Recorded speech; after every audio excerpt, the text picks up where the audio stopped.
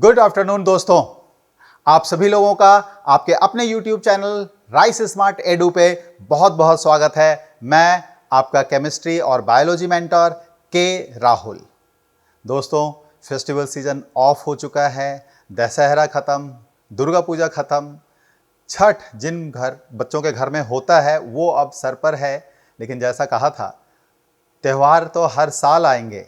जो अभी ये मौका आपको मिला है, ये एक लाइफ टाइम आपके पास मौका है जिसको आपने अपने फेवर में लेके आना है। ठीक है, तो इससे पहले जो हम आज का टॉपिक पढ़ने जा रहे हैं, इसके 3 वीडियोस ऑलरेडी आ चुके हैं। ये इसका आखिरी वीडियो है। ठीक है, ये हमारा है प्लांट टिश्यू। तो प्लांट टिश्यू के 3 वीडियो ऑलरेडी आ चुके हैं। एक आपका 12 अक्टूबर को आया है, 16 अक्टूबर को आया है, फिर 23 अक्टूबर को आया है और आज इसका चौथा पार्ट हम 30 अक्टूबर को पढ़ रहे हैं। ठीक है, तो ये आखिरी पार्ट है प्लांट टिश्यू का। अगर आप प्रीवियस वीडियोस को देख लेंगे, जिसका लिंक डिस्क्रिप्शन बॉक्स में भी आपको मिल जाएगा, तो प्लांट टिश्यू का हर एक टॉपिक आपको बिल्कुल क्रिस्टल क्लियर हो जाएगा। ठीक है, तो दोस्तों फटाफट से शुरू करते हैं हम अपना प्लांट टिश्यू का आज का आखिरी क्लास। जो क्लास हमारी 23 अक्टूबर को हुई थी, हम उसमें ऑलरेडी ये पढ़ चुके हैं कि कॉम्प्लेक्स टिश्यू यानी जटिल उत्तक हम किसे कहते हैं। ठीक है, और उसके 2 प्रकार वो हमने देखा था। यहाँ भी हमने ये फिर से रिकॉल करने के लिए आपको दिया है। तो 2 प्रकार कौन कौन से हैं? एक जाइलम है, दूसरा फ्लोएम है। तो 23 अक्टूबर की क्लास में हमने जाइलम के विषय में डिटेल स्टडी किया, कुछ उसके क्वेश्चन आंसर्स किए। आज हम पढ़ने जा रहे हैं फ्लोएम के विषय में। ठीक है, तो हमारे आज की क्लास फ्लोएम पर है। उसके बाद कौन बनेगा करोड़पति के स्टाइल में हमारा क्वेश्चन आंसर सेगमेंट भी होगा, जिसमें फ्लोएम पर आधारित क्वेश्चंस भी होंगे, सिंपल टिश्यू यानी सरल उत्तक पर भी आधारित क्वेश्चंस होंगे और जाइलम पे भी 1-2 क्वेश्चंस होंगे, यानी क्वेश्चन थोड़े से मिसलिनियस टाइप के होंगे। ठीक है, ओके, तो हम स्टार्ट कर रहे हैं आज अपना फ्लोएम। तो फ्लोएम हम किसे कहते हैं? तो फ्लोएम एक ऐसा टिश्यू है जो ट्रांसपोर्ट करता है फूड को। ठीक है, जाइलम वाटर और मिनरल का ट्रांसपोर्ट करता था, यानी कि जल और खनिज लवण को एक जगह से एक जगह क्या कहते हैं, रूट से यानी जड़ से पौधे की पत्तियों तक, उसके टिप तक पहुंचाता था। और फ्लोएम क्या करेगा? पत्तियों में जो खाना बनता है ना, तो ये आपका प्लांट है, तो ये पत्तियां हो गई। तो पत्तियों में जो खाना बनता है, ये इन पत्तियों के खाने को नीचे की तरफ यानी जड़ की तरफ भी भेजता है। भाई, जड़ को भी तो जिंदा रहना है ना, उसे भी काम करना है, ऊर्जा चाहिए, ऊर्जा के लिए हमें खाना चाहिए, और ये ऊपर भी भेजता है। तो फ्लोएम इस तरह से बाई डायरेक्शनल यानी 2 डायरेक्शन में काम करता है। ये खाने को ऊपर भी लेके जाता है, नीचे भी लेके जाता है। लेकिन जाइलम सिर्फ एक ही डायरेक्शन में काम करता है, वो सिर्फ पानी को सिर्फ ऊपर लेके जाता है। ठीक है, तो ये भोजन को पत्तियों से पौधों के अन्य भागों तक पहुंचाता है। ये ऊपर और नीचे दोनों दिशाओं में गति करता है। फ्लोएम में भोजन की गति को स्थानांतरण यानी कि ट्रांसलोकेशन कहते हैं। जनरली कॉमन टर्म है, कोई स्पेशल टर्म नहीं है। हम भी जब अपना घर बदलते हैं या एक जगह से दूसरी जगह जाते हैं, तो ऐसे कहते हैं भाई ट्रांसफर हो गया, तो हम एक जगह से दूसरी जगह जाते हैं, या फिर हम कहते हैं ट्रांसलोकेट हो रहे हैं, यानी एक लोकेशन से दूसरी लोकेशन में जा रहे हैं। Okay, next. अब फ्लोएम, जैसे जाइलम के हमने 4 घटक देखे थे, यानी 4 elements of xylem. Similarly we have 4 elements of phloem, यानी फ्लोएम के भी 4 घटक हैं। और वो कौन कौन से हैं? तो पहला हमारा है सीव ट्यूब यानी चालनी नलियां। ठीक है, दूसरा हमारा है कंपेनियन सेल्स यानी सहयोगी कोशिकाएं या सहचर कोशिकाएं। ठीक है, सहयोग करता है ये किसे? सीव ट्यूब को। किस चीज में सहयोग करेगा?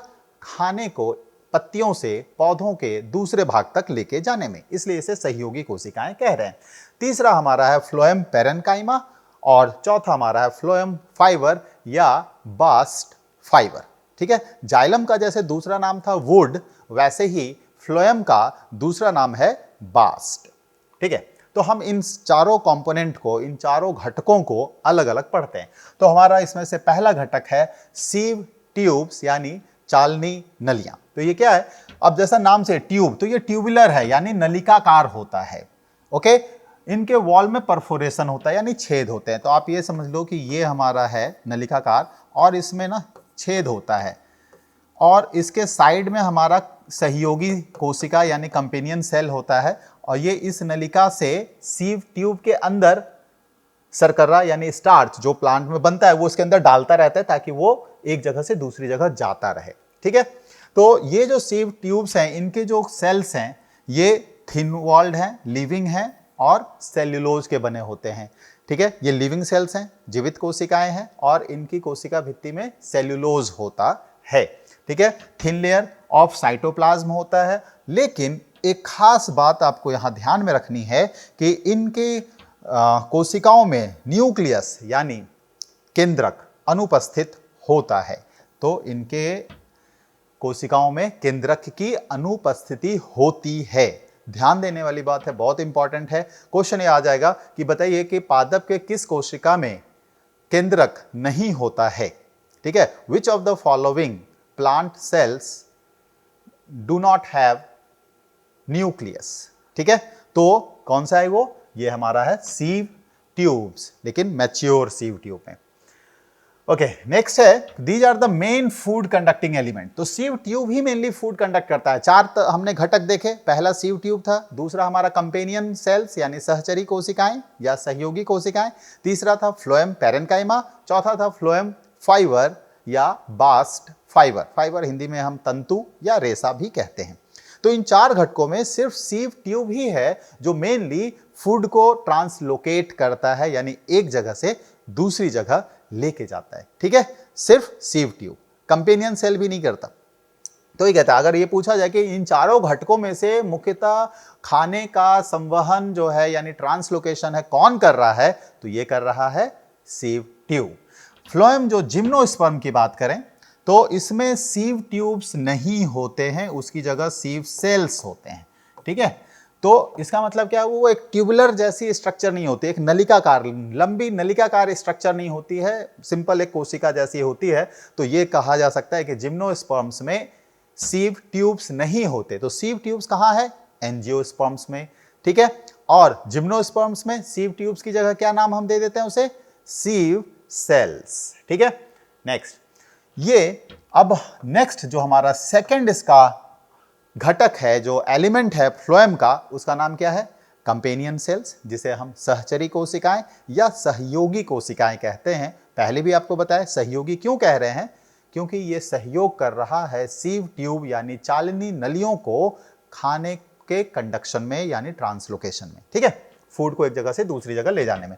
तो these are small elongated cells having thin wall which are not perforated. तो ये भी इलोंगेटेड है, जैसे अभी दिखाया था आपको स्ट्रक्चर कि ये हमारा सीव ट्यूब है, इनमें पोर्स होते हैं इसलिए परफोरेटेड यानी कि छिद्रित होते हैं, और इसकी लंबाई के ही साथ ये हमारा सहयोगी कोशिका साइड में रहता है, इसके बगल में है ना। सहयोग जैसे मान लो कभी क्या होता है, कोई हम देखते हैं पेशेंट्स जो काफ़ी कमज़ोर हो जाते हैं, वो नहीं चल पाते हैं सही से, तो दूसरा क्या करता है, उसको अपने कंधे का सहारा दे के पकड़ के साथ लेके जाता है। तो जब वो साथ पेशेंट चल रहा है साथ में वो भी चल रहा होता है, दोनों ऐसे साथ साथ चल रहे होते हैं। तो वैसे ही यहाँ भी है कि ये सीव ट्यूब के साथ में कंपेनियन सेल। ओके, खासियत क्या बताई थी सीव ट्यूब की? कोशिका के अंदर केंद्रक की अनुपस्थिति। और केंद्रक को क्या माना जाता है? कोशिका का दिमाग। अगर हमारे आपके खोपड़ी में से दिमाग निकाल दिया जाए तो क्या होगा? हम कुछ काम कर सकते हैं क्या? नहीं ना।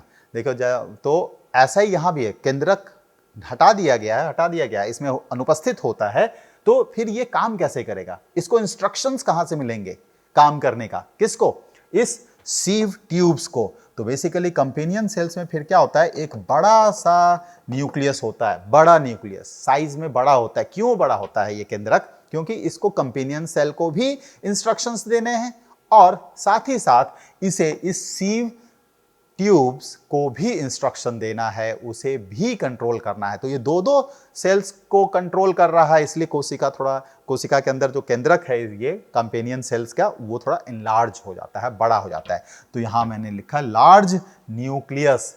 ठीक है, ये कोई ऐसा पूछा नहीं जाएगा कि कंपेनियन सेल्स में लार्ज न्यूक्लियस क्यों होते हैं, बस जानकारी में रख लीजिए। कई बार ऐसा भी होता है, जैसे आपने देखा है कि इंसानों के अंदर हमारे पास क्या होता है, पेयर ऑफ किडनी होता है।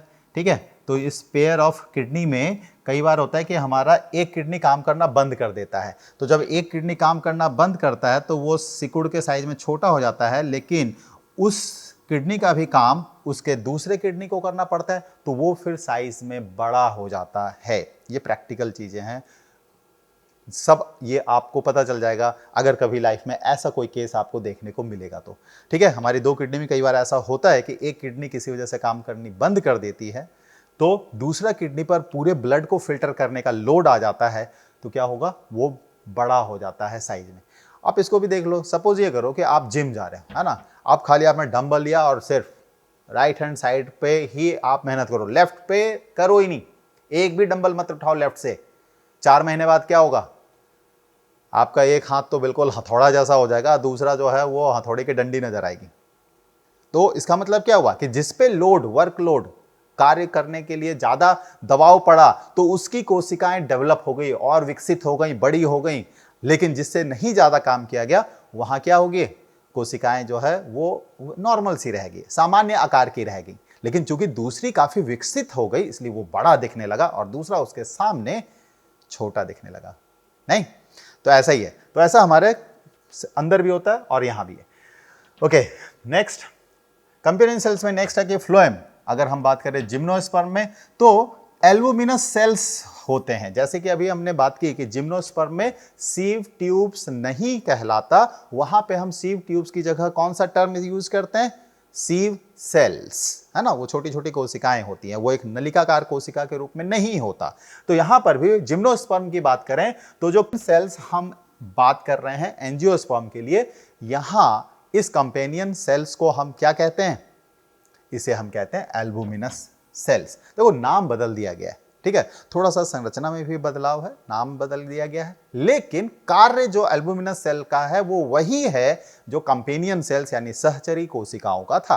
क्या काम, सीव ट्यूब को फूड ट्रांसलोकेशन में यानी खाद्य परिवहन में मदद करना। ठीक है, तो इन कोशिकाओं का कार्य जो है वह सहचरी कोशिकाओं के ही समान होता है, कोई अलग नहीं, लेकिन नाम अलग है, ये ध्यान में रखना है, कार्य सेम है। अब यहां देखें कि चाहे वो एल्बुमिनस सेल्स हो या कंपेनियन सेल्स हो, इनका मेन काम क्या है। जैसे अभी बताया कि ये हमारा सीव ट्यूब होता है जो नलिकाकार है, और इनके बीच में इनके जो ये वॉल्स होते हैं इलोंगेटेड, इनमें बहुत सारे पोर्स होते हैं, छिद्रित होते हैं, और इन्हीं के बगल में हमारा कंपेनियन जो सेल्स होते हैं, कंपेनियन सेल्स। तो ये क्या करता है, इन सेल्स के थ्रू उसके अंदर क्या करता है, स्टार्च डालता है, और वो स्टार्च यानी शर्करा फिर सीव ट्यूब के माध्यम से प्लांट के दूसरे पार्ट्स में, पौधे के दूसरे भागों में पहुंचता है।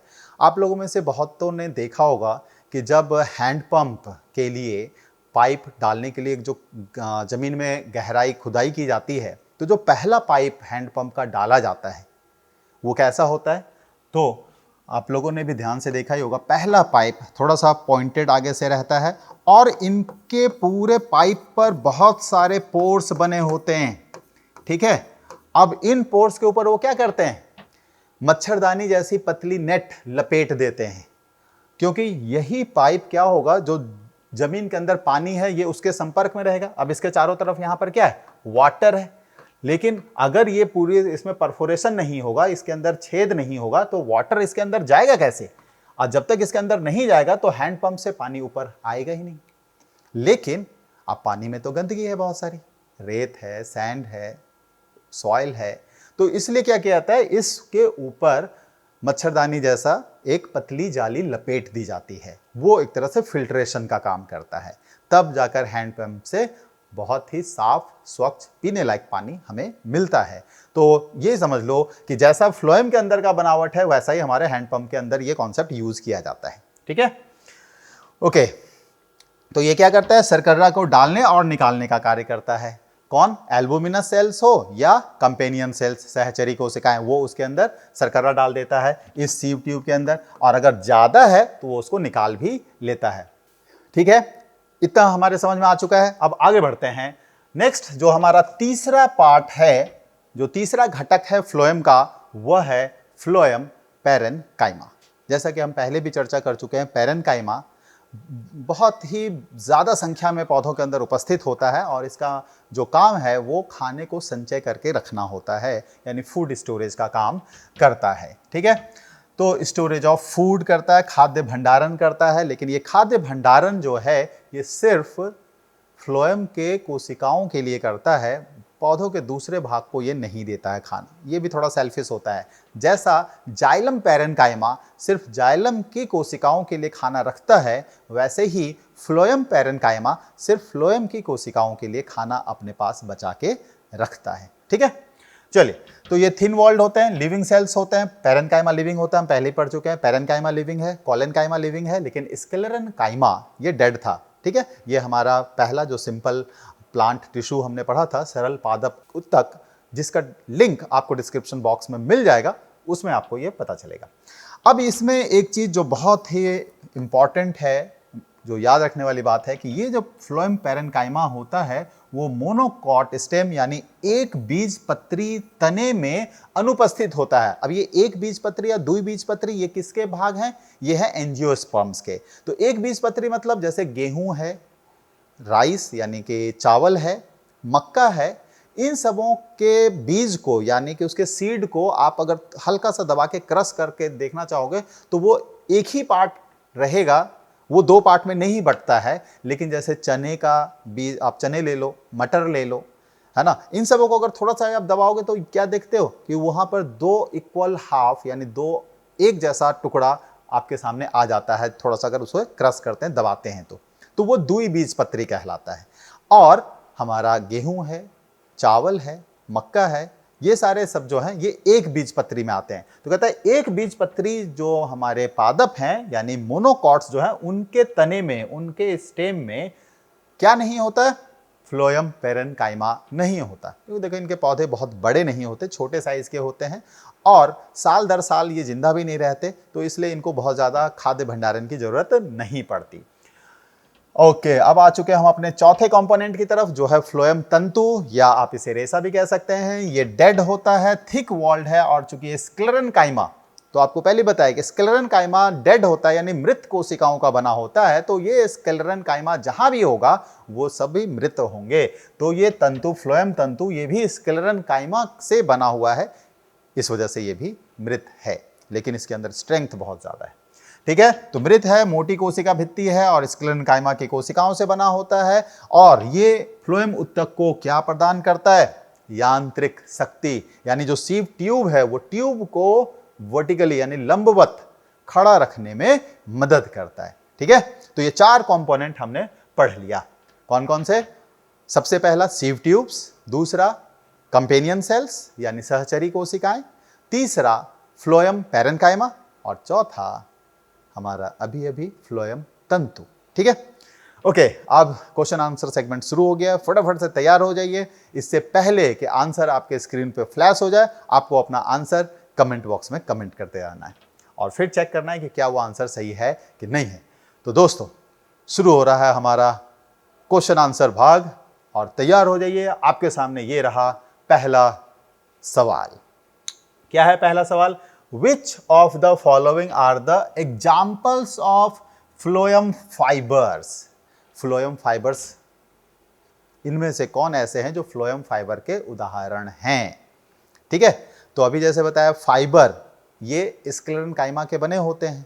फाइबर मतलब वो लंबे रेसे जैसे आकार के होंगे, ऐसे रेसे जैसे आकार के होंगे, लेकिन बड़े मजबूत होंगे, है ना। जैसे नारियल छिलते हो आप तो उसमें भी जो लंबे लंबे रेसे निकलते हैं ना, वो भी स्क्लेरेनकाइमा का बना हुआ होता है। जो स्क्लेरेनकाइमा दो पार्ट में, एक फाइबर होता है, एक स्क्लेरिड होता है, तो स्क्लेरेनकाइमा होता है।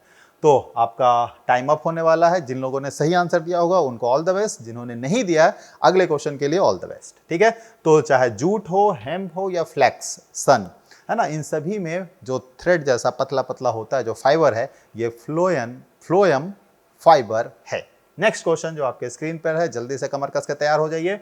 अगला सवाल है कि all the following plants group possesses phloem parenchyma except, यानी कि ये जो पादप के कुछ एग्जांपल्स आपको जो पादप समूह है उनमें कहता है कि कौन सा ऐसा है जिसमें पैरेन्काइमा अनुपस्थित होता है। लेकिन किस टाइप का पैरेन्काइमा? फ्लोएम पैरेन्काइमा की अनुपस्थिति इनमें से किस में होती है? समय आपका जैसे ही टेरिडोफाइट लिखाएगा, समय आपका शुरू हो चुका है और फटाफट आपको 15 सेकंड में इसका जवाब दे देना है। क्या ये डाइकॉट स्टेम यानी द्विबीजपत्री का तना है, या एक बीजपत्री का तना है, या फिर ये जिम्नोस्पर्म या टेरिडोफाइट है? किन में फ्लोएम पैरेन्काइमा की अनुपस्थिति होती है? जल्दी से बताएं, टाइम अप हो गया। आंसर आपके सामने आ रहा है, तो ये है मोनोकॉट स्टेम यानी एक बीजपत्री तना। अगला सवाल जल्दी से तैयार हो जाइए। नेक्स्ट क्वेश्चन, क्वेश्चन नंबर 3 हमारा क्या? Phloem SAP consist of. देखिए, फ्लोएम सैप का मतलब क्या हुआ कि जो लिक्विड जैसा सीव ट्यूब के अंदर जा रहा है ना, जो खाने का कंडक्शन कर रहा है, वो एक तरल फॉर्म में, लिक्विड फॉर्म में जा रहा है, उसी को हम फ्लोएम सैप कह रहे हैं। और आपको बताया था उसमें मेनली हमारा क्या रहता है? स्टार्च, और स्टार्च को ही हम क्या कह सकते हैं? जो स्टार्च का अंदर जो फॉर्म है वो हम कह सकते हैं सुक्रोज। तो स्टार्च या फिर सुक्रोज के फॉर्म में वो खाने को एक जगह से दूसरी जगह लेके जाता है। तो फिर ऑप्शन आपका हाईलाइट होने वाला है, खत्म हो गया है समय। तो सही आंसर आपका क्या हो गया? सुक्रोज। सुक्रोज ये वही केमिकल है जिसको हम और आप डे टू डे लाइफ में चीनी, हाँ जी, चीनी जो आप खाते हैं ना, ये वही सुक्रोज है। हम उसे केमिकली सुक्रोज कहते हैं और अपने दैनिक जीवन में उसे चीनी के नाम से जानते हैं। ठीक है, चलिए अगला क्वेश्चन हमारे सामने आ रहा है और ये है हमारा अगला सवाल कि fibres associated with phloem. Phloem के साथ जो रेसे जुड़े होते हैं, जो तंतु जुड़े होते हैं, उसका नाम क्या है? क्या उसे हम वुड फाइबर कहते हैं, लकड़ी के रेसे? क्या हम उसे बास्ट फाइबर कहते हैं यानी बास्ट तंतु? क्या हम उसे हार्ड फाइबर्स कहते हैं यानी कि कठोर तंतु? या फिर उसे हम सरफेस फाइबर कहते हैं यानी कि सतही तंतु? हम इसे इनमें से किस नाम से जानते हैं? तो आपको याद हो, मैंने बताया था फ्लोएम, इसका दूसरा नाम क्या है?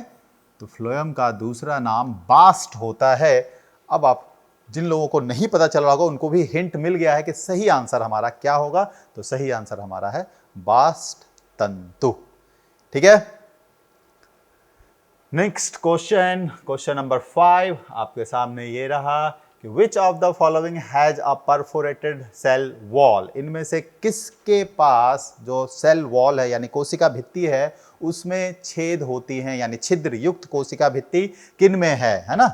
छिद्रित कोशिका भित्ति। क्या ये वेसल है, वाहिका, या फिर फाइबर है, रेसा या तंतु, स्क्लेरिड है, या फिर ये ट्रैकीड है जिसे हम वाहिनिकी कहते हैं? तो आपको बता दूं कि ये दोनों जो पार्ट हैं वो किसके कंपोनेंट हैं?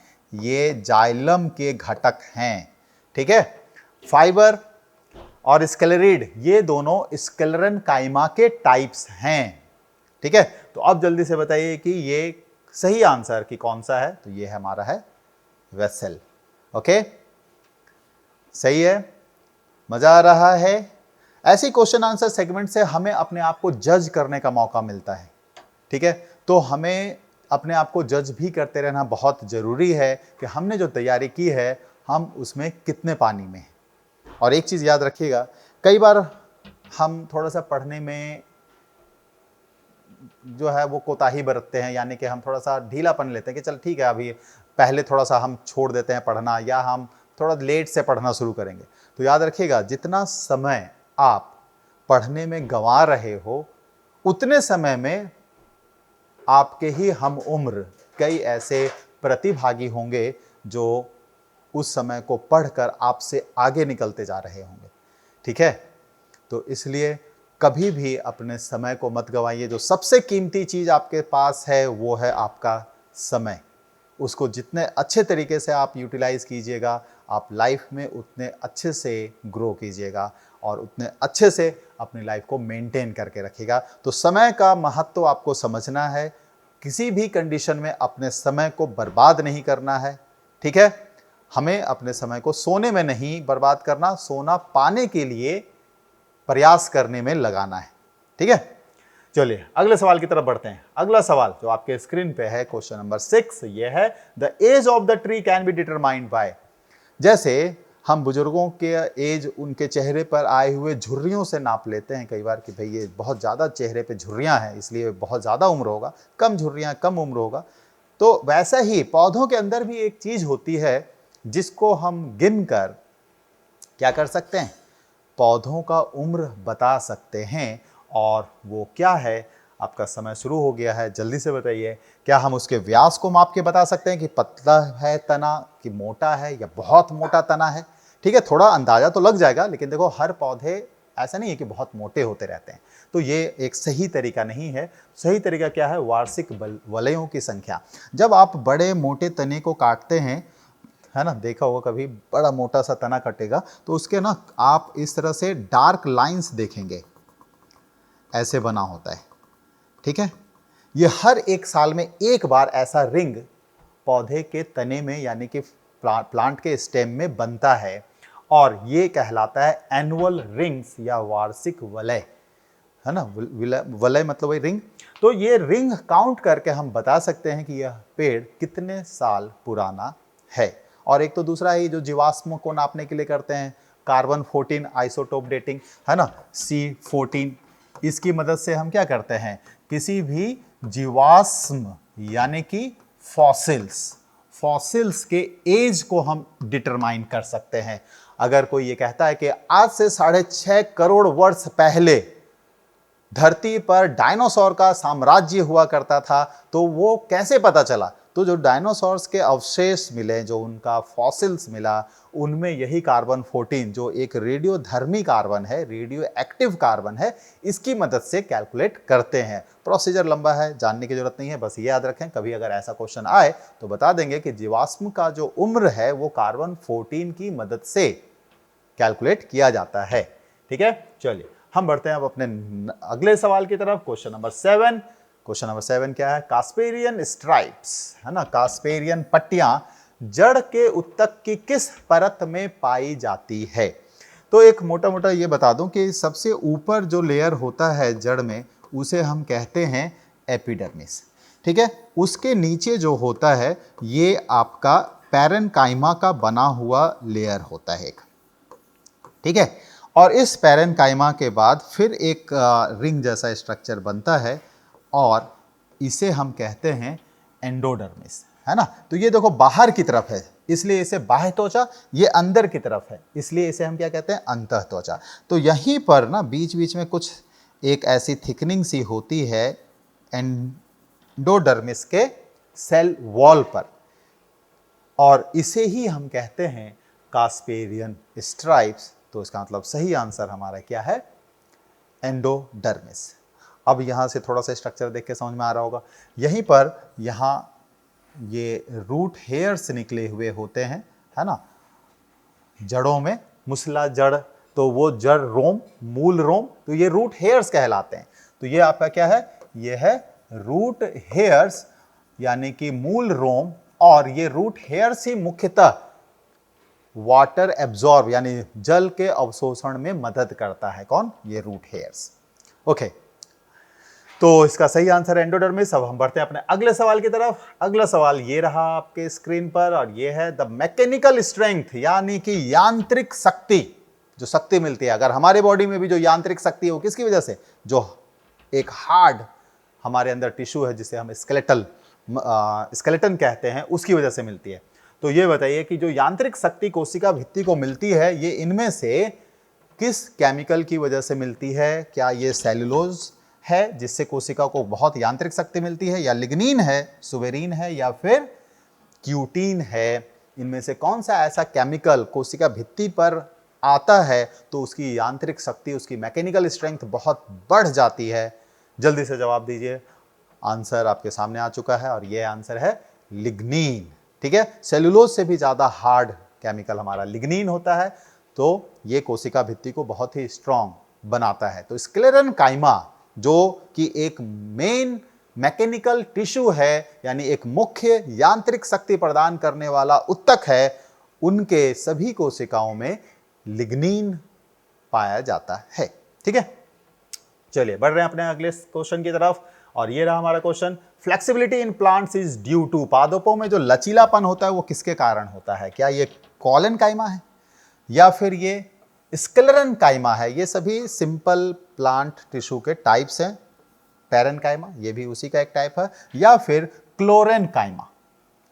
क्लोरेन्काइमा एक्चुअली पैरेन्काइमा का ही एक पार्ट आपको बताया था कि अगर पैरेन्काइमा में क्लोरोफिल आ जाता है तो हम उसे क्लोरेन्काइमा कहते हैं, और अगर पैरेन्काइमा में बड़े बड़े एयर स्पेसेस यानी वायु गुहिका आ जाती हैं तो हम उसे एरेन्काइमा कहते हैं। तो अब ये आपको बताना है, आंसर अब आपके सामने आने वाला है। तो यह है कोलेन्काइमा। स्क्लेरेन्काइमा ये डेड सेल होता है। कोलेन्काइमा इसके सेल लिविंग होते हैं। मैकेनिकल सपोर्ट ये भी दे रहा है, मैकेनिकल सपोर्ट ये भी दे रहा है, लेकिन ये जब आंधी और तूफान में पौधे ऐसे बिल्कुल मुड़ते हैं तो उनको ज्यादा से ज्यादा बेंट होने में कोलेन्काइमा मदद करता है। अगर उसके बॉडी में स्क्लेरेन्काइमा बहुत ज्यादा होगा ना तो वो स्टिफ होगा, यानी कि अकड़ा हुआ रहेगा, तो वो फिर मुड़ नहीं सकता, वो सीधा टूट के गिर जाएगा। ठीक है, तो ऐसे ही भी कहते हैं कि इससे अगर हम सीख लें तो हमें भी अपने जीवन में लचीलापन लेके चलना चाहिए, तभी हमारे संबंध बने रहते हैं, है ना। अगर हम अकड़ के रहेंगे तो चाहे वो दोस्त का संबंध हो या अपने रिश्तेदारी के अंदर किसी भी तरह का संबंध हो, वो टूट जाएगा। तो लचीलापन जरूरी है संबंधों को बनाए रखने के लिए और खुद को लंबे समय तक जीवित बनाए रखने के लिए। ठीक है, चलिए जी। तो अब हम आ चुके हैं अपने अगले सवाल की तरफ, और ये सवाल है हमारा कि group of cells similar in form, जो देखने में एक जैसा है, कार्य भी एक जैसा का कर रहा है, ठीक है, और एक ही ऑर्गन से रिलेटेड है ना। तो जो रूप, कार्य और अंग में समान कोशिकाओं के समूह हैं, उसे हम क्या कहते हैं? समान कोशिकाओं का समूह। तो देखिए, बताया था आपको कि सरल उत्तक समान कोशिकाओं का समूह है, और जटिल उत्तक, उसको जटिल इसलिए कह रहे हैं क्योंकि वो असमान कोशिकाओं का समूह था। तो अब आपको बताना है क्या ये ऑर्गन है, क्या ये सिंपल टिश्यू यानी सरल उत्तक है, क्या ये कॉम्प्लेक्स टिश्यू यानी एक जटिल उत्तक है, या फिर एक ऑर्गन सिस्टम है यानी अंग प्रणाली है, ये क्या है? फटाफट से आंसर करें। तो आंसर का हिंट मैंने ऑलरेडी आपको दे दिया था कि समान कोशिकाओं का समूह, इसे हम सिंपल टिश्यू यानी सरल उत्तक के नाम से जानते हैं। बढ़ते हैं हम अपने अगले सवाल की तरफ, और अगला सवाल ये है आपके सामने।